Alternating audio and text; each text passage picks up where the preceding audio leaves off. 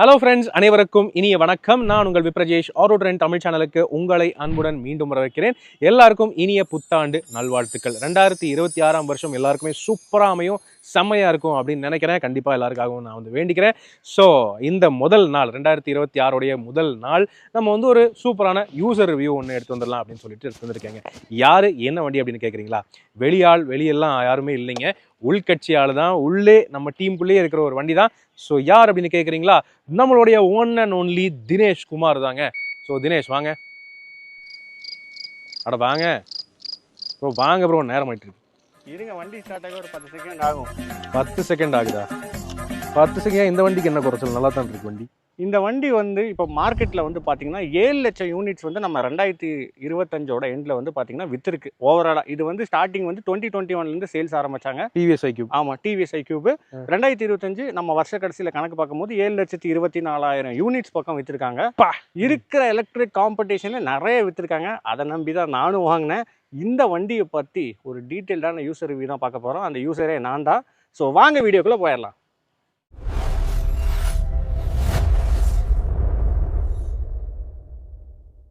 S friends, வாங்க நம்ம டீமோடைய TVS ஐக்யூவோடைய user review. இது என்ன தான் டீமுக்காக இருந்தாலும் தினேஷ் சொன்னபடி நம்ம டீமுக்காகன்னு சொல்லிட்டு வாங்கினோம். ஆனால் மேக்ஸிமம் தினேஷ் தான் அவர் ஓட்டியிருக்காரு. நான் ஒரு 40-50 கிலோமீட்டர் ஓட்டியிருப்பேன் எனக்கு தெரிஞ்சு. எவ்வளோ ஓடி இருக்கு ஆஸ் ஆஃப் நோ தினேஷ்? இந்த டிவிஎஸ் ஐக்யூப் வாங்கினது பார்த்தீங்கன்னா மே மாதம் வாங்கியிருந்தோம். இப்போ ஒரு 7 மாதம் ஆச்சு. ஆமாம், 2025 மே மாதம் வாங்கினோம். இப்போ 7 மாதம் கம்ப்ளீட் ஆகிடுச்சு. இப்போ இதோட கரண்ட்டான ஓடோமீட்டரோட ரீடிங் பார்த்தீங்கன்னா 5700 கிலோமீட்டர். அதுக்கு ஒரு 2 கிலோமீட்டர் கம்பி, தோராயமாக ஒரு 5700 கிலோமீட்டர் நம்ம இது ட்ரைவ் பண்ணியிருக்கோம். பிகாஸ் நம்ம மல்டிபிள் கார்ஸ்லாம் யூஸ் பண்ணும் போதே ஒரு 5000 கிலோமீட்டர் ஓட்டினது என்னாலே நம்ப முடியல. இன்றைக்கி தான் ஓடோவை பார்த்தோன்னே ஒரு ஷாக். ஆமாம், ஏன்னா மேட்டுப்பாளையம் அது இதுன்னு எல்லா பக்கமும் கோயம்புத்தூர் ஃபுல்லாக சுற்றுறதுக்கு ஈவி ஒன்று கண்டிப்பாக வேணும்னு சொல்லிட்டு எடுத்தோம். அது சரி, ஏன் ஈவி எடுக்கணும்னு சொல்லிட்டு ரெக்கமெண்ட் பண்ணீங்க தினேஷ்? ஏன்னா எனக்கு இதுக்கு முன்னாடி ஒரு பயங்கரமான ஒரு அனுபவம் இருக்குது. நிறைய பேருக்கு தெரியும், பட் தெரியாதவங்களுக்கு நான் சொல்கிறேன். நான் பார்த்தீங்கன்னா என்னோடய வீட்டிலேருந்து நம்மளோட சேனலோட ஆஃபீஸ்க்கு பார்த்தீங்கன்னா ஹார்ட்லி 37 கிலோமீட்டர், 40 கிலோமீட்டர் நீங்கள் வச்சுக்கலாம். மேட்டுப்பாளையத்துலேருந்து வரதுக்கே சரியாக இருக்குது. 2 விஷயம், டிராஃபிக் ஒன்று ஹெவியாக, இப்போது டிராஃபிக் ஹெவியாக மாறிட்டு இருக்கு கோயம்புத்தூர். இது நிறைய பேருக்கு தெரியாதவங்க தெரிஞ்சுக்கோங்க. ரொம்ப டிராஃபிக் அதிகமாக இப்போ கோயம்புத்தூரில் இருக்குது. அதனால் இன்னொன்று என்னென்னா, நான் daily 40 kilometre up and down, 80 kilometre traffic வேறு ஃபேஸ் பண்ணணும். நான் உங்களுக்கு எல்லாத்துக்கும் தெரியும், நான் இதுக்கு முன்னாடி ராயல் என்ஃபீல்டு புல்லட் 350 யூஸ் பண்ணிகிட்டு இருந்தேன். நான் காலையிலேருந்து வீட்டிலேருந்து வண்டி எடுத்தோடனே ஃபஸ்ட்டு வேலை காலையில் முதல் பால் கண்டுக்குட்டிக்கு தாங்கிற மாதிரி வண்டிக்கு ஒரு 300 ரூபாய்க்கு பெட்ரோல் போட்டு தான் எடுக்கிறதே. நான் மேட்டுப்பாளையம் ரிலையன்ஸ் பங்கில் காலையில் ஆனால் 300 ரூபாய்க்கு போட்டோடனே தான் நான் கோயம்புத்தூர் போக முடியும். ஏன்னா அது லிட்டருக்கு 30-35 தான் கிடைக்கும். 300 ரூபாய்க்கு போட்டால் 90 கிலோமீட்டர் அந்த ஒரு அசம்ஷனில் போட்டுட்டுருந்தேன். மாதத்துக்கு பில் எங்கேயோ போயிட்டு இருந்துச்சு. அப்புறம்னா சரி, அது இல்லாமல் டிராவல் எவ்வளோ நாளைக்கு ஒரு தடவை போடுவேன் பெட்ரோல்? டெய்லி 300 ரூபாய்க்கு.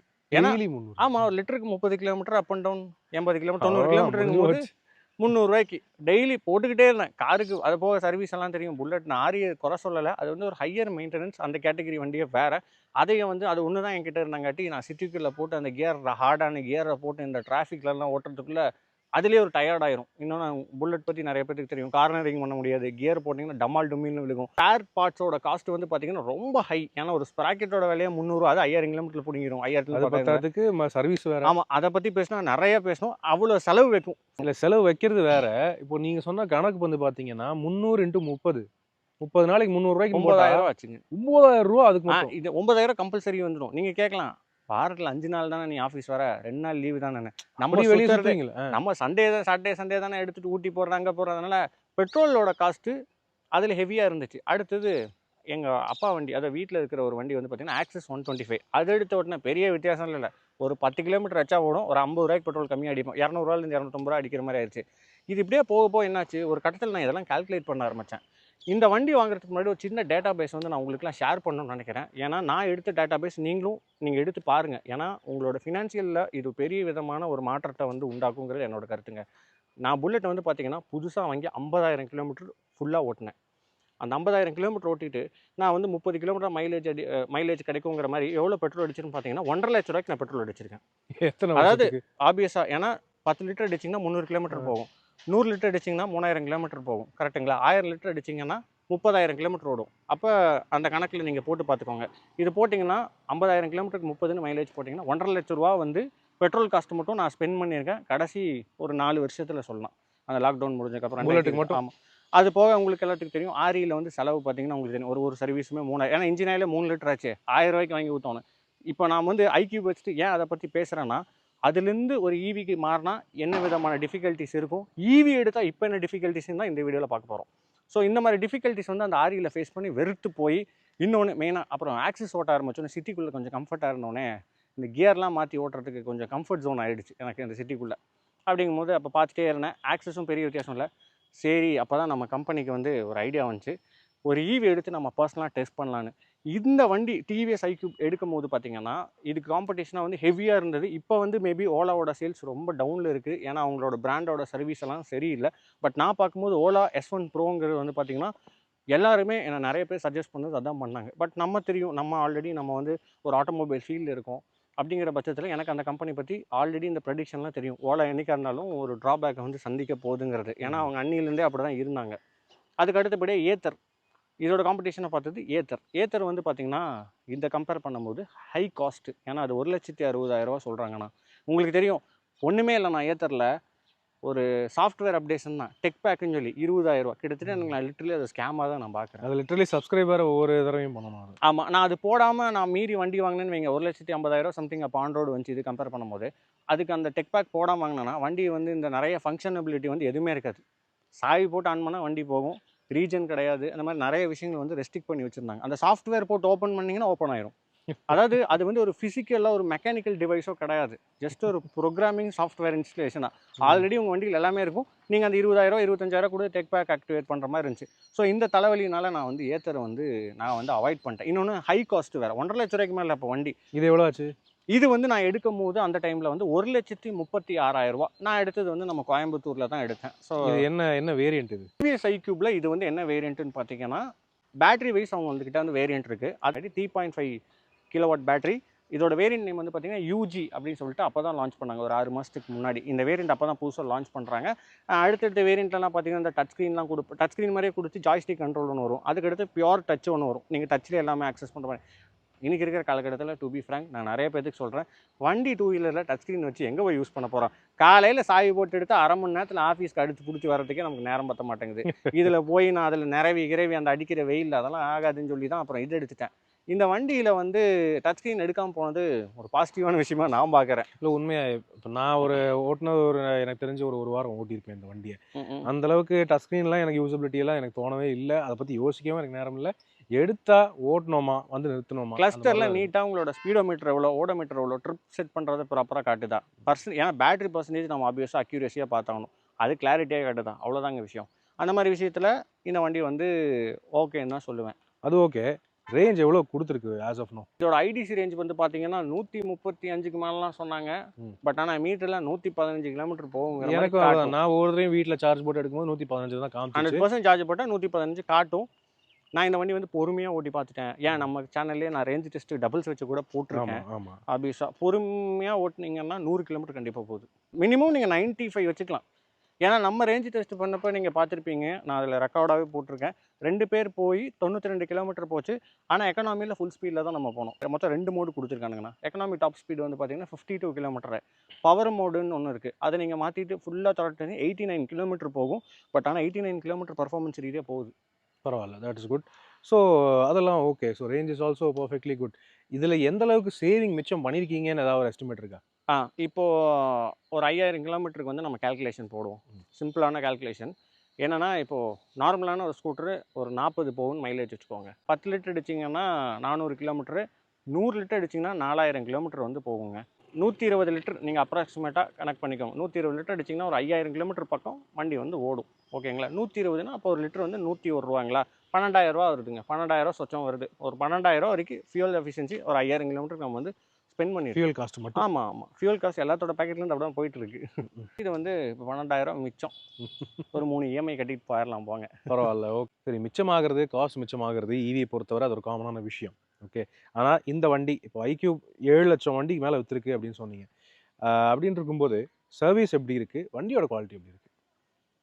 வண்டியோட குவாலிட்டி வந்து நான் பாசிட்டிவ் நெகட்டிவில் நான் வரேன். ஏன்னா நிறைய விஷயங்கள் நல்லா இருக்குது, சில விஷயங்கள்லாம் நீங்கள் சொன்னீங்கன்னா ஷாக் ஆயிடுவீங்க. அது ஒரு விஷயம். சர்வீஸ் ரீதியாக நான் எடுத்தவொடனே சொல்கிறது கொஞ்சம் பேட் எக்ஸ்பீரியன்ஸ் தாங்க. டிவிஎஸை பொறுத்த வரைக்கும் இன்னுமே வந்து ஒரு கஸ்டமரை ப்ராப்பராக வெல்கம் பண்ணி எப்படி வண்டி சர்வீஸ் எடுத்து பண்ணுங்கிற ஸ்ட்ரக்சர் இருக்குது பார்த்தீங்களா. இப்போ ஒரு கஸ்டமர் உள்ளே வந்தாங்கன்னா க்ரீட் பண்ணி அவங்க வண்டி எடுத்து சர்வீஸ் கூப்பிட்டு சர்வீஸ் பண்ணி பில்லை போட்டு அனுப்பணும். இவ்வளோ தான் விஷயம். அந்த விஷயத்தில் வந்து அந்த ஸ்ட்ரக்சரே வந்து ஒரு ப்ராப்பரான ஸ்ட்ரக்சராக எனக்கு தெரியல. அதுக்கு ஒரு பெஸ்ட் எக்ஸாம்பிள் சொல்கிறேன். இந்த வண்டி வந்து நான் வாங்கினது பார்த்தீங்கன்னா நம்ம கோயம்புத்தூர் ஷோரூமில். மேட்டுப்பாளையங்கிற இங்கேருந்து ஒரு 35-30 கிலோமீட்டரில் இருக்கிற நம்ம ஊட்டி ரோடு தான். அதுவும் கோயம்புத்தூர் டிஸ்ட்ரிக்ட் தான் வருது, வேறு டிஸ்ட்ரிக்ட் கூட வரல. நோட் பண்ண வேண்டிய விஷயம். அங்கே வந்து எனக்கு வந்து இந்த வண்டி வாங்கினப்போ ஒரு பேட்டரியில் சின்ன ஒரு மால் ஃபங்க்ஷன் ஆச்சுங்கிற மாதிரி டவுட்டில் கொண்டு போய் விட்டேன். எடுத்தோடனே இந்த வண்டியை வந்து பார்த்துட்டு நான் இதுக்கும் பார்த்தீங்கன்னா எந்த டீலர்ஷிப்பில் வாங்கினங்கிற ஒரு ஸ்டிக்கர் இந்த வண்டியில் கிடையாது. ஏன்னா அது எனக்கு ஒட்டுறதுக்கும் பிடிக்காது. அப்படிங்கும்போது அவன் வந்து டக்குன்னு இந்த கிரில்லை பார்த்துட்டு கண்டுபிடிச்சிட்டாங்க. ஏன்னா நீங்கள் வேறு ஷோரூம்லேருந்து எடுத்திருக்கீங்க, நான் எப்படி நீங்கள் இதை வந்து கண்டுபிடிச்சிங்க? ஏன்னா வண்டியில் எங்கேயுமே எந்த டீலரில் வாங்கினேன்னு ஸ்டிக்கர் கிடையாது. அவன் இதுக்கும் போய் கம்ப்யூட்டரில் கூட போட்டு பார்க்கல. அப்படிங்கும்போது எப்படி கண்டுபிடிச்சாங்கன்னா நான் கேட்டேன், இல்லை எங்கள் ஷோரூமில் வந்து இந்த கிரில்லு வந்து யூஸ் பண்ண மாட்டோம், இந்த சேஃப்டி கார்டு வந்து இது வந்து நீங்கள் கோயம்புத்தூர் லோட்டஸில் தான் நீங்கள் இந்த வண்டி வந்து வாங்கியிருக்கீங்கன்னு கண்டுபிடிச்சிட்டேன். அப்படி சரிங்க, எங்கே வாங்கினா என்னங்க, எனக்கு தேவை இந்த மால் ஃபங்க்ஷன், அது இது என்னன்னு கொஞ்சம் பாருங்க அப்படின்னு சொன்னேன். பார்த்துட்டு நீங்கள் பெட்டர் நீங்கள் கோயம்புத்தூர் கொண்டு போயிடுறீங்களா அப்படின்னாங்க. ஏங்க எனக்கு வந்து நான் நியரஸ்ட் ஷோரூம் எனக்கு மேட்டுப்பாளையம். நான் இதுக்கு வேண்டி மெனக்கிட்ட 30 கிலோமீட்டருக்கு இந்த பக்கம். ஏன்னா ஷோரூம் இல்லைன்னா கொண்டு வந்து விட்றது நியாயம். ஷோரூம் உள்ளூர்லேயே வச்சு போட்டு நான் ஏன் விடணும்? அது வழக்கமாக இது காரில் இப்படி கேள்விப்பட்டிருக்கேன். ஆனால் 2 வீலர் ஷோரூமுக்கு என்ன பிரச்சனை? ஆமாம், இப்படி ஏன்னா அவங்க என்ன சொல்கிறாங்கன்னா, நீங்கள் எங்கே வாங்கினீங்களோ அவங்கனால மட்டும்தான் வாரண்ட்டி வந்து கிளைம் பண்ண முடியுமாமா. இவங்க பண்ணாங்கன்னா இவங்க கம்பெனிக்கு லாஸுக்கிற மாதிரி சொன்னேன். நான் சொன்னேன், நீங்கள் டீலர் யாராக வேணா இருங்க, பிராண்ட்லேருந்து தான் பேட்டரி ரீப்ளேஸ்மெண்ட் பண்ணி கொடுக்குறேன். நீங்கள் ஒன்றும் கை காசு போட போகல, மீறி போனால் லேபர் வந்து எடுத்து மாட்ட போகிறாங்க. டிவிஎஸ்க்காக வேலை செய்கிறோங்கிற ஒரு நினப்பு வந்து அவங்களுக்கு இருக்கணும். நான் தான் அந்த இடத்துல லொக்கேஷன்லேயே நான் கேட்டேன். இப்போ இது கோயம்புத்தூர் ஷோரூமுங்கிற கேட்டு நான் அட்ஜஸ்ட் பண்ணிட்டு போயிடுவேன். நான் இப்போ பெங்களூரில் இருக்கிறேன், இப்போ அங்கே அந்த வண்டி வாங்கிட்டேன். நான் இப்போ தமிழ்நாடு என் ஹோம் டவுன் வந்துட்டேன். இந்த வண்டி நான் இங்கே தான் ஓட்டுறேன், சர்வீஸ் இவன்ட்ட கொண்டே வர்றேன், வாரண்டின்னு கொண்டே வர்றேன். அப்படின்னா என்ன பண்ணுவீங்க நான் கேட்டால் அதுக்கு பதில் இல்லை.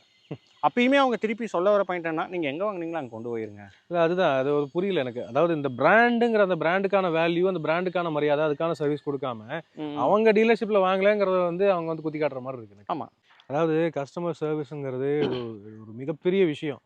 அதை வந்து சரியாக பண்ணால் பெட்டராக இருக்கும். அதான் மெயினான விஷயம். ஆமாம், ஓகே. ஸோ இதுதான் இந்த வண்டியை பற்றி நீங்கள் வந்து சர்வீஸ் பற்றி நீங்கள் வந்து இந்த 2 நிமிஷம் நீங்கள் மனசில் வச்சுக்கோங்க. Right, okay. இப்போ அடுத்தது நம்ம நெகட்டிவ்ஸ் அப்படின்னு பேச ஆரம்பிச்சிட்டோம். நெகட்டிவ்ஸ் என்னென்ன, இந்த வண்டியில் என்னென்ன ஒவ்வொன்றா நெகட்டிவ்ஸ் சொல்ல விரும்புகிறீங்க? ஒரு 5-6 விஷயம் சொல்லலாம். மெயினான விஷயம் ப்ராக்டிக்கல் லைஃப்பில் அதில் ஒன்று சர்வீஸ். ஓகே, சர்வீஸ் விட்டுருங்க, அது மெயின் பார்ட்டே அதுதான். அதை தாண்டி வண்டியில் இருக்கிற பிரச்சனைகள். இப்போ வந்து இது வண்டியை விட்டுட்டு பார்த்துட்டோம். வண்டியில் என்னென்ன ஒரு ப்ராக்டிக்கலான ஒரு 5 விஷயம் வந்து இதை வந்து நீங்கள் வந்து அட்ஜஸ்ட் பண்ணிக்கிட்டு தான் ஆகணுங்கிற மாதிரி. ஃபஸ்ட்டு விஷயம், நம்ம வண்டி ஆன் பண்ணி டக்குன்னு எடுத்துகிட்டு போயிடலாமான்னு கேட்டிங்கன்னா அதுக்கு ஒரு 10 செகண்ட் ஆச்சு ஆகும், 10லேருந்து 15 செகண்ட் ஆகும். ஏன்னா நீங்கள் வண்டி ஆன் பண்ணிங்கன்னா அவங்களோட டிவிஎஸ், ஐக்யூபு இதெல்லாம் வந்து லோகோ போட்டு நம்ம பேர்லாம் போட்டு வரும். அது வரத்துக்கு வந்து ஒரு 5 செகண்ட் ஆகும். அப்புறம் நீங்கள் அமுத்துனீங்கன்னா ஒரு பீப் சவுண்டு ஒரு 3 செகண்டுக்கு. அப்புறம் தான் வண்டி வந்து நீங்கள் மூவ்மெண்ட்டே பண்ண முடியும். நான் என்ன பண்ணிடுவேன், இப்போலாம் சாவி போட்டோன்னு எடுத்தோன்னே அமுத்திடுவேன். வண்டி ஸ்டார்ட் ஆகி நான் கிட்டத்தட்ட போயிடுவேன் ஒரு 100 மீட்டருக்கு. அப்புறம் தான் அந்த லோகோ அனிமேஷன்லாம் முடியும். நீங்கள் ப்ராப்பராக இதெல்லாம் முடிஞ்சக்கப்புறம் தான் எடுத்துகிட்டு போனால் நீங்கள் 15 செகண்ட் வெயிட் ஆகும். எதுக்கு அது தேவையில்ல அனிமேஷன்லாம் எக்ஸ்ட்ரா புரியல. ஆமாம், இது வந்து ஒரு ப்ராக்டிக்கலாக ஒவ்வொரு டைம் வண்டி எடுக்கிறீங்கன்னா 1 மணி நேரத்துக்கு முன்னாடி கிளம்புங்கிற மாதிரி வண்டி சாய் போட்டக்கார 10 செகண்ட் முன்னாடியே கிளம்பிடுங்க. இதுதான் ரியாலிட்டி. அதுக்கு அடுத்தபடி அதே மீட்டரில் தான். இப்போ இது வந்து பார்த்தீங்கன்னா நான் டச் ஸ்க்ரீன் வேணான்னு சொல்லிட்டேன். அவங்க என்ன பண்ணியிருக்கணும், இந்த வண்டியில் வந்து மெயினாக நம்ம ஈவி வண்டின்னு இருக்கும்போது நம்ம எல்லாமே கொஞ்சம் கால்குலேஷன் பண்ணி ஓட்டுற மாதிரி தான் இருக்கும். ஏன்னா ஈவிக்கு ஃபஸ்ட்டு அடாப்ட் ஆகிற விஷயமா வந்து எவ்வளோ ரேஞ்சு கிடைக்கும், எவ்வளோ ட்ரிப் ஓட்டுறோம், எவ்வளோ நம்ம பிளான் இருக்குங்கிற ஒரு சின்ன ஒரு கால்குலேஷன் பிளான் பண்ணி தான் ஓட்ட முடியும். ஸோ அதுக்கு மெயினாக யூஸ்ஃபுல்லாக இருக்கிறது பார்த்தீங்கன்னா நம்ம trip A, trip B, trip 1, trip 2 அந்த மாதிரி ட்ரிப்பு தான் வந்து. ஆமாம், இதில் நான் இப்போ ட்ரிப்பு வந்து ரீசெட் பண்ணோன்னா இதில் வந்து ஒரு பட்டன் கொடுத்துருந்தா பிரச்சனையே இல்லை. நம்ம லாங் ப்ரெஸ் பண்ணுவோம், ரீசெட் ஆயிரும். அதுதானே ஒரு யூசர் ஃப்ரெண்ட்லியான இது. இது பட்டன் எங்கேயுமே இல்லையே. பட்டன் இல்லை. நம்ம ஃபோன் நீங்கள் ப்ளூடூத் ஆன் பண்ணிட்டு அந்த ஆப் கொடுத்துருக்காங்க, டிவிஎஸோட கனெக்ட் ஆப்பு. நீங்கள் அதில் போயிட்டு இது கூட பேர் பண்ணிவிட்டு அப்புறம் நீங்கள் போய் ட்ரிப்பு செலக்ட் பண்ணி ரீசெட் பண்ணணும். ஆனால் அதில் ஒரு தலைவலி என்ன தெரியுங்களா, இதில் காட்டாது. ஆனால் இல்லை, இதில் பட்டனே கிடையாது. நீங்கள் ட்ரிப் ஏ, ட்ரிப் பி மாற்றணுன்னாலும் நீங்கள் ஆப்பில் போய் தான் மாற்றணும். மீட்டர்ஸ் இருக்குது, ஆனால் இது வந்து நம்மளால் கண்ட்ரோலே பண்ண முடியாது. ஆப்பில் இப்போ இந்த வண்டி எடுத்துகிட்டு நான் ஒரு வாரம் ஓட்டினேன், என்னால் ட்ரிப்பெல்லாம் ரீசெட்டே பண்ண முடியாது. ஸோ தினேஷ் கையில் தான் கண்ட்ரோல் இருக்குது மொத்தமாக. ஆனால் வீட்டிலேருந்து பண்ண முடியாது. அது வேறையா? ப்ளூடூத் கனெக்டிவிட்டி தான். இந்த ஸ்மார்ட் எக்ஸ் கனெக்ட் நீங்கள் போட்டிருக்காங்க பார்த்தீங்களா, இது என்னன்னா ஒன்றும் இல்லைங்க. ஆப் ஓப்பன் பண்ணிவிட்டு டேட்டா பேஸ் வந்து பார்த்தீங்கன்னா வண்டியில் எவ்வளோ சார்ஜ் இருக்குது, எங்கே இருக்குது, இதெல்லாம் வந்து நீங்கள் வந்து ஆப்பில் பார்த்துக்கலாம். வண்டி எவ்வளோ சார்ஜ் இருக்குது, எவ்வளோ போகும், அதெல்லாம் நீங்கள் சில விஷயங்கள் வந்து ஆப்பில் சூப்பராக தான் கொடுத்துருக்காங்க. ஆனால் இந்த ட்ரிப்பை ரீசெட் பண்ணுறதுக்கு ஒரு பட்டன் கொடுத்துருக்கலாம். அது எதுக்கு அதை போய் என்னமோ விட்டு வச்சாங்க? நீங்கள் அதை ஒரு ப்ளூடூத்தை ஆன் பண்ணி கணக்கில் போய் கனெக்ட் பண்ணி அதில் ட்ரிப்பியான்னு செலக்ட் பண்ணி ரீசெட்னு கொடுத்தீங்கன்னா அப்புறம் மீட்டரில் ஸ்பாட்டில் அதை ப்ளூடூத் கனெக்டிவிட்டி இருந்துச்சுன்னா அது அதில் ட்ரான்ஸ்ஃபர் ஆகுது. அதாவது என்ன பண்ணிட்டாங்கன்னா வச்சு விட்டுட்டு அச்சச்சோ ஒரு மண்டையில் இருக்கிற சுவிட்சை கொண்டையை மறந்துட்டேனே. ஒரு சுவிட்ச் வச்சுருந்தாங்கன்னா இது அழகு போல் நான் இதுலேயே பண்ணியிருப்பேன். இன்னொன்று ஒரு கொடுமையான விஷயம், அந்த டிவிஎஸ் கனெக்ட் ஆப் நீங்கள் இன்ஸ்டால் பண்ணணுன்னா உங்களோட ஃபோனு, அப்புறம் ஃபோன் புக்கு, கான்டாக்ட்ஸு, அப்புறம் கேமரா, உங்களோட மைக்கு இருக்கிற எல்லா ஆக்சஸும் கருமத்தை கேட்குது. அதில் ஏதாவது ஒரு நம்ம ஆக்சஸ் டினே பண்ணிட்டு ஃபைல்ஸ் எல்லாம் கேட்குது. ஃபைல்ஸ் நான் என்ன ஃபோட்டோவை ஷேர் பண்ண போகிறேன் அந்த ஆப் மூலமாக. ஸோ ஆண்ட்ராய்டு யூசர்ஸ் எல்லாத்துக்குமே தெரியும். இந்த மாதிரி பெர்மிஷன்ஸ் கேட்கும் பார்த்தீங்கன்னா இருக்கிற எல்லாமே கேட்குது. கேமராலாம் எது கேட்குதுன்னு எனக்கு தெரியல. ப்ளூடூத் கேட்கலாம் ஏன்னா கனெக்டிவிட்டிக்காக. வேறு ஏதாவது ஒரு லொக்கேஷன் கூட கேட்கலாம் ஏன்னா மேப்பெல்லாம் கனெக்ட் பண்ணுறேன். ஐ மீன் டர்ன் பை டர்ன் நேவிகேஷன் இருக்குது, அதுக்கு கூட அது கேட்கலாம். ஃபோன் புக்கு கேட்குறது கூட ஓகே, ஏன்னா யாராவது ஃபோன் பண்ணால் இதிலே காட்டிடும் யார் பண்ணுறாங்கன்னு. இது கூட இது வரைக்கும் ஓகே. இந்த ஃபைல்ஸு, ஃபோட்டோஸு, மைக்கு இதெல்லாம் ஏன் கேட்குறீங்க? நான் டினே பண்ணேன்னா இந்த ட்ரிப்பை ரீசெட் பண்ணேன்னு வைங்க, ரீசெட் பண்ணுற ஆப்ஷனுக்குள்ளே போனேன்னா நீங்கள் ஃபஸ்ட்டு இந்த கிராண்ட் பர்மிஷன் கொடுங்க. இந்த ஆப்பே தலைவலி தான் எனக்கு. சீரியஸாக சொல்லலாம், அது ஒரு யூசர் ஃப்ரெண்ட்லி கிடையவே கிடையாது. இவ்வளோ நம்ம ரெகுலராக டெக்னாலஜி யூஸ் பண்ண நம்மனாலே அப்பாங்களெல்லாம் நினச்சி பாருங்கள். சரி, ஓகே. மேலே இது வண்டியோட குவாலிட்டி இஷ்யூஸில் வந்து பெருசாக எதுவும் கிடையாது. பட் இந்த இவி வாங்குகிற ஸ்கூட்டரில் வாங்குறவங்க இந்த ஐக்யூபை பொறுத்த வரைக்கும் சில பாசிட்டிவ் இருக்குது, நான் அடுத்தது வரேன். பட் நெகட்டிவில் வந்து பார்த்திங்கன்னா ஹப் வீல் டிரைவ் வந்து நான் சொல்லுவேன். ஹப் மோட்டரில் வந்து பாசிட்டிவ் இருக்குது, நெகட்டிவ் இருக்குது. பாசிட்டிவ் வந்து பார்த்திங்கன்னா பெல்ட் டிரைவ் வந்தால் பெல்ட் தேயும், நம்ம பெல்ட்டை மாற்றுவோம். ஸோ அது வியர் அண்ட் டியர் ப்ராசஸும் இருக்குது. ஹப் மோட்டருங்கனால வீல்லே தானே இருக்குது, அதுக்கு மெயின்டெனன்ஸுன்னு பெரிய செலவில் கிடையாது. பட் நீங்கள் ஏதாவது ஒரு குழியில் டம்முன்னு விட்டு அடிச்சிட்டிங்கன்னா அந்த ரிம் பெண்ட் ஆனால் கூட நீங்கள் ஹப் மோட்டர் டேமேஜ் ஆயிடுச்சுன்னா சீக்கிரமாக டேமேஜ் ஆக வாய்ப்பு இருக்குது. குழியிலலாம் விடும்போது ஏன்னா வீல்லே தானே இருக்குது, அந்த வைப்ரேஷன் ஃபுல்லாக மோட்டருக்கு போகும். டேமேஜ் ஆச்சுன்னா நீங்கள் ஹப் மோட்டர் வந்து வாரண்டிலையும் கிளைம் பண்ண முடியாது, இன்சூரன்ஸில் ஆக்சிடென்ட்னா நீங்கள் கிளைம் பண்ணலாம். அப்படி இல்லை நம்ம ஏதோ குழியில் தான் விட்டுட்டோம் அப்படின்னாலும் கிளைமுக்கு போக முடியாது. இது ஒரு பெரிய தலைவலியாக இருக்குது. ஹப் மோட்டர் எனக்கு தெரிஞ்சு மோஸ்டான ஈவி எல்லாமே ஹப் மோட்டராக தான் இருக்குது. இல்லை, டிரைவ் மோட்டர் தான் வந்துட்டாங்க.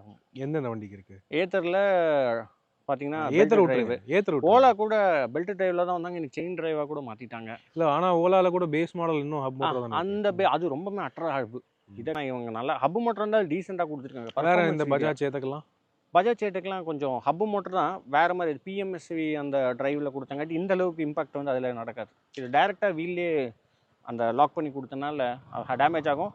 அதில் ஒரு தலைவலி இருக்குது, என்னென்னு பார்த்தீங்கன்னா டேமேஜ் ஆகி போச்சு, சரி கை காசு கொடுத்தாச்சு மாற்றிருந்தாலும் உங்களை ஆர்டி ஆஃபீஸ் கலைய விட்டுரும். ஏன்னு கேட்குறீங்களா? இந்த வண்டியில் இன்ஜின் நம்பர் மாதிரி மோட்டர் நம்பர் இருக்குது. மோட்டர் நம்பர் மாற்றுறதுக்கு ஆர்சியில் மாற்றுறதுக்கு நீங்கள் ப்ராப்பராக ஆர்டிஓவில் வேறு போய் ப்ராப்பராக ப்ராசஸ் பண்ணணும். அது ஒரு தலைவலி.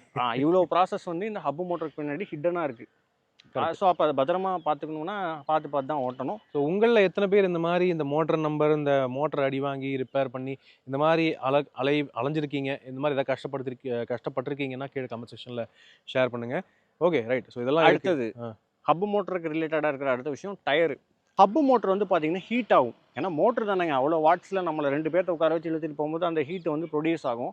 அது அப்படியே ரிம்மில் தான் டைரெக்டாக போகும். ரிம்மு மேலே என்ன இருக்குது? டயர் தான் இருக்குது. ஸோ காற்று வந்து ஒரு 1 வீக் ஒன்ஸ் நீங்கள் ப்ராப்பராக செக் பண்ணிட்டு இருக்கிற மாதிரி இருக்கும். நீங்கள் ரோட்டில் நிறைய வண்டி பார்க்கலாம். எங்கே ஐக்யூப் பார்த்தீங்கன்னா பின்னாடி வீல் வந்து ஏதோ பலூன் எஃபெக்ட்டில் தான் போயிட்டுருக்கும். கொஞ்சம் காற்று கம்மியாக அந்த டயர் நாய்ஸ் உஸ்ஸுன்னு கேட்கும் பார்த்தீங்களா, காற்று கம்மியாக ஓட்டினா அந்த ஃபீல் வந்து இதில் வந்து இருக்குது. டியூ டு ஹப் மோட்டர் வந்து வீல்லே கொடுத்தனால. ப்ளஸ் வெயிட் மெயினான விஷயம். ஸோ இது வந்து ஒரு ட்ராபேக்காக இருக்குது. அதை தாண்டி இந்த வண்டியில் வந்து ட்ராபேக்னா ஆப் கனெக்டிவிட்டி சொல்லலாம். ஸோ ஆப்பில் வந்து அந்த ஆப் கனெக்டிவிட்டி வந்து அப்டேட்டும் வாரத்துக்கு ஒன்று வந்துட்டு தான் இருக்குது, ஆனால் பக் இன்னைக்கு வரைக்கும் தீர்ந்த பாடு இல்லை. Okay, right.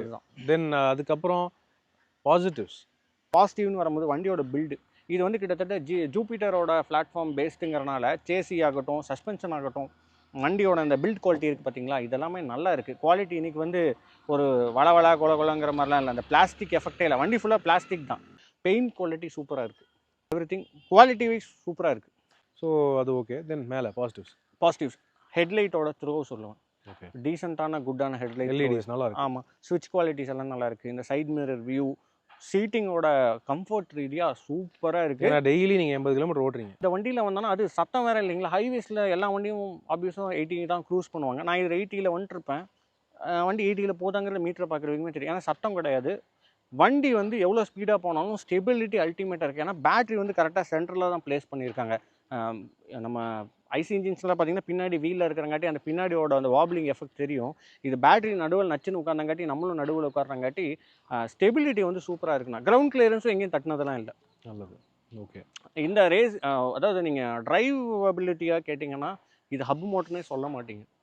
கொஞ்சம் பார்த்து மட்டும் வச்சுக்கணும். குழியிலலாம் விடாமல் இவ்வளோ பெரிய பிரச்சனைக்கு போகாமல், அது அடிபட்டுச்சுன்னா அந்த பிரச்சனைகள்லாம் நான் சொன்னேன் இல்லைங்க, அந்த அளவுக்கு போகாமல் பார்த்து வச்சுக்கிட்டீங்க. சிட்டிக்குள்ளெல்லாம் ஆஃப் ரோடெல்லாம் இல்லாமல் சிட்டிக்குள்ளே அந்த அப்பார்ட்மெண்ட்டில் இருக்கிறவங்க நார்மல் தார் ரோடில் ஓட்டுறவங்களுக்குலாம் யோசிக்கவே வேணாம். நல்ல அது நெகட்டிவ் கிடையாது. அர்பன் ஏரியா, அதாவது இந்த வண்டிக்கான மெயின் ஃபோக்கஸ் என்னென்ன பண்ணியிருக்காங்களோ, யாருக்கு எந்த கஸ்டமர்ஸ்க்கு ஃபோக்கஸ் பண்ணியிருக்காங்களோ அதுக்கேற்ற மாதிரி வண்டி நல்லா பெர்ஃபார்ம் பண்ணிடுது. இன்ஃபேக்ட் நானுமே விட்டு நம்ம தோட்டத்துலலாம் விட்டு அடிச்சுட்டு தான் இருக்கிறேன். ஒன்றும் பெருசாலாம் பாதிப்பெல்லாம் ஆனதில்லை இப்போ வரைக்கும். நல்லது. Okay. So okay, positives negatives எல்லாம் பேசிட்டோம். இப்போ புதுசாக ஐக்யூப் வாங்கணும், நினைக்கிறவங்களுக்கு என்ன சஜஸ்ட் பண்ணுறீங்க? அதே சமயம் புதுசாக ஈவி, இப்போ ஐக்யூப் டிவிஎஸ் வேண்டாம்னு நினைக்கிற மீதி ஈவி பையர்ஸ்க்கும் என்ன சஜஷன் சொல்ல விரும்புகிறீங்க? பொதுவாக நீங்கள் ஈவி பையர்ஸ்ன்னு போகிறீங்க அப்படின்னா எல்லாத்துக்குமே வந்து ஒரு டவுட் இருக்குது. இப்போல்லாம் வந்து பெட்ரோல் அடிக்க மிச்சம் பண்ணிட்டா கடைசியில் பேட்டரி மாத்திரத்தில் வந்து எங்கேயாவது ஒரு பெரிய வெயிட்டாக வச்சுருவாங்களோன்னு. அப்படிலாம் கிடையாது. நீங்கள் ப்ராப்பராக நீங்கள் வாங்குறீங்க, டெய்லி இத்தனை ரன்னிங் இருக்குங்கிறவங்க ஒரு 40 கிலோமீட்டர்ஸ் நீங்கள் ஆஃபீஸ் போயிட்டு வரீங்க, ஒரு சிட்டிக்குள்ளே தான் போயிட்டு வரீங்கிற பட்சத்தில் ஈவி கம்பல்சரி நீங்கள் ஷிஃப்ட் ஆகிடுங்க. ஏன்னா நீங்கள் ஒன்ஸ் கிலோமீட்டர் ஓட்டிட்டாலும் நீங்கள் வாரண்டி முடியறதுக்குள்ளே ஒன்ஸ் பேட்டரி ஸ்வாப் பண்ணிட்டீங்கன்னா அடுத்தது ஒரு 40,000 50,000 கிலோமீட்டர் வரைக்குமே அந்த பேட்டரி வந்து தாங்கும். மினிமம் ஒரு 30,000 ஆச்சு நீங்கள் தாங்கும். ஸோ அது வரைக்கும் ஓட்டுறது எல்லாமே லாபம் தான். நீங்கள் பெட்ரோல் காசோட கம்பேர் பண்ணி பார்த்தீங்கன்னா, இப்போ நான் புல்லட் நான் சொன்னேன் இல்லைங்க, 50,000 கிலோமீட்டர் நான் ஓட்டிட்டு 1,50,000 ரூபா செலவு பண்ணேன்னு. இதே வண்டியை நான் 50,000 ஓட்டிட்டு அந்த 1,50,000 ரூபா பெட்ரோல் காசு எனக்கு மிச்சம் தான். 70,000 பேட்டரி வந்தாலும் எனக்கு அப்பயுமே வந்து ஒரு பேலன்ஸ் ஒரு 70,000 80,000ங்கிறது மிச்சம் தான். என்னை பொறுத்தவரை பெட்டரான இன்னொரு கால்குலேஷன் என்னென்னா, இப்போ ஒன்றும் இல்லை, அன்றைக்கி நம்ம ஒரு வண்டி ரிவ்யூ பண்ணிட்டு இருந்தோம், டியோ 125 1,30,000 வருது ஆன் ரோட். இது எவ்வளோ வருது? 1,36,000. அதே வேலை தான், அதே வேலை. ஆனால் அந்த வண்டி எடுத்துட்டு நீங்கள் இதே 50,000 கிலோமீட்டர் ஓட்டுறதுக்கு எப்படியும் எனக்கு தெரிஞ்சு ஒரு சேம் நான் சொன்ன 1,50,000 ரூபா வந்துடும். ஏன்னா சர்வீஸ் எல்லாம் சேர்த்து போட்டிங்கன்னா 1,50,000 ரூபாய்க்கு மேலேயே போயிடும். அதுதான், அதே 50,000 இதில் ஓட்டினா பேட்டரியே ஃபெயிலியர் ஆகுதுன்னு வச்சுக்கோங்க. அந்த பேட்டரியை மாற்றினாலும் எனக்கு தெரிஞ்சு இந்த பேட்டரி வந்து 70,000 ரூபா. 70,000 போனாலும் அப்பயும் 70,000 மிச்சம் தான். எப்படி பார்த்தீங்கன்னாலும் நீங்கள் அது வாரண்டிலாம் மாற்றிட்டீங்கன்னா அந்த 1,50,000 வாரண்டி எவ்வளோ இதுக்கு இருக்குது? இதுக்கு வந்து 3 வருஷம் இல்லைன்னா 50,000 கிலோமீட்டர் இருக்குது. மோர் தென் எனஃப். அதே 50,000 கிலோமீட்டர் தான் பேசிகிட்டு இருக்கோம் இப்போது. ஸோ எப்படி பார்த்தாலுமே இது வந்து நார்மல் ஐசி என்ஜி, இந்த 125cc ஸ்கூட்டர்ஸு பைக்ஸ் எல்லாம் கம்பேர் பண்ணும்போது ஈவிங்கிறது பர்ஃபார்மன்ஸ் ரீதியாகவும் இது ஒரு அப்கிரேடு. அதே சமயம் டெய்லி யூசேஜ், காஸ்ட் சேவிங், எப்படி பார்த்தாலுமே இது ஒரு பெட்டரான ஒரு பேக்கேஜ் அண்ட் பர்பஸாக தான் எனக்கு வந்து படுது.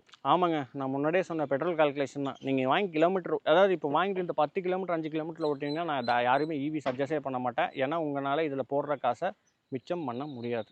அதாவது உங்களுக்கு அது வந்து எஃபிஷியண்ட்டாக தெரியாது.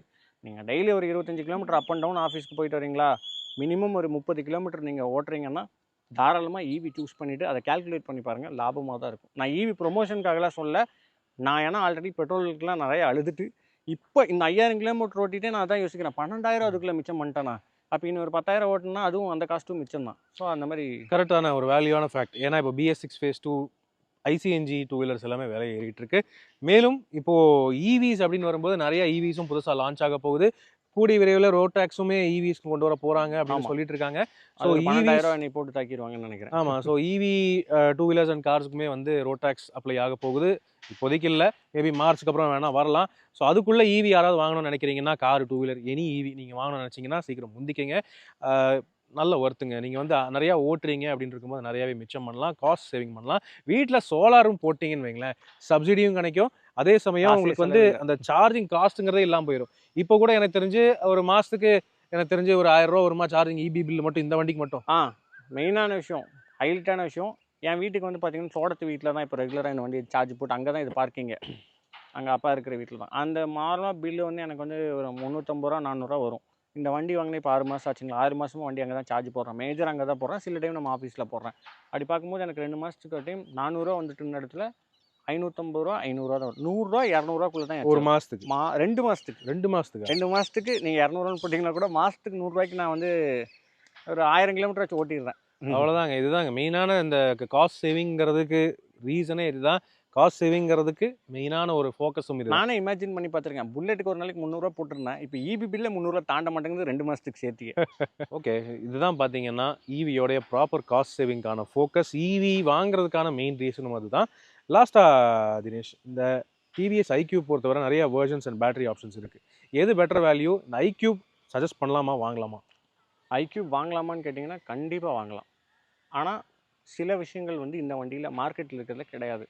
டிவிஎஸ் பிராண்டை நீங்கள் நம்பி வாங்கலாம். சர்வீஸ் எல்லா சர்வீஸும் நான் இப்போ பார்த்தீங்கன்னா ஸ்டார்டிங்கில் மேட்டுப்பாளையத்தில் நல்லா இல்லைன்னு சொன்னேன். ஆனால் கோயம்புத்தூர் நல்லா தான் பண்ணுறாங்க.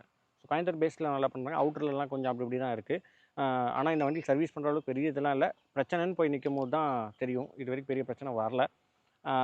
வாங்கலாமான்னு கேட்டிங்கன்னா கண்டிப்பாக வாங்கலாம். ஆனால் ஒரு விஷயத்தை மட்டும் நீங்கள் வந்து சாக்ரிஃபைஸ் பண்ணிக்கணும். இந்த வண்டியில் வந்து ஃபாஸ்ட் சார்ஜிங் கொடுக்கல.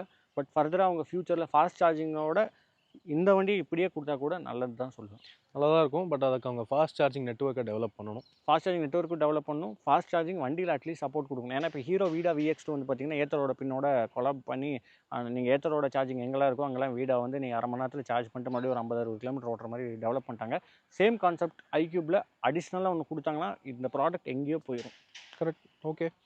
ஸோ ஃப்ரெண்ட்ஸ், இதுதான் டிவிஎஸ் iQube, எங்கள் டீமோடைய iQube overall user review and feedback. எனக்கு தெரிஞ்சு இப்போதைக்கு ஒரு value for money EV, family orient ஈவினா இந்த iQube தாராளமாக அப்படின்னு எடுத்துக்கலாம். இதை தவிர நிறைய ஆப்ஷன்ஸும் இருக்குது. யார் யாருக்கு எப்படி வேணுமோ நீங்கள் வந்து சூஸ் பண்ணி வாங்கிக்கலாங்க. எல்லா ஈவிஸோடைய ரிவ்யூஸ் நம்ம தினேஷ் தான் நம்ம ஆட்டோ ட்ரெண்ட் சேனலில் போட்டுட்ருக்காரு. அவசியம் நீங்கள் அவருடைய ரிவ்யூஸ் வந்து நீங்கள் பார்க்கலாம். கீழே லிங்க் உங்களுக்கு வந்து கொடுத்துருக்கேன். ஸோ ஃப்ரெண்ட்ஸ், நீங்கள் இதே மாதிரி iQube அல்லது any EV two wheeler use பண்ணுறீங்க அப்படின்னா உங்களுக்கு எப்படி காஸ்ட் சேவிங் எப்படி இருக்குது, ரிவ்யூ எப்படி இருக்குது, ஃபீட்பேக் எப்படி இருக்குது, எல்லாமே நீங்கள் கமெண்ட் செக்ஷனில் பகிர்ந்துக்கலாம்.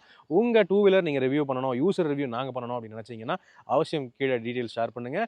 வாட்ஸ்அப் நம்பர் கொடுக்குறேன். அந்த வாட்ஸ்அப் நம்பருக்கு உங்களுடைய டீட்டெயில்ஸ், உங்கள் வண்டியோட டீட்டெயில்ஸ், லொக்கேஷன் எல்லாமே ஷேர் பண்ணுங்கள். நாங்கள் ரிவ்யூ பண்ணுறதுக்கு அவசியம் வரோங்க. ஸோ ஃப்ரெண்ட்ஸ், இப்போதைக்கு உங்களிடமிருந்து விடைபெறுவது அன்புடன் விப்ரஜேஷ் மற்றும் தினேஷ்குமார். நன்றி, வணக்கம்.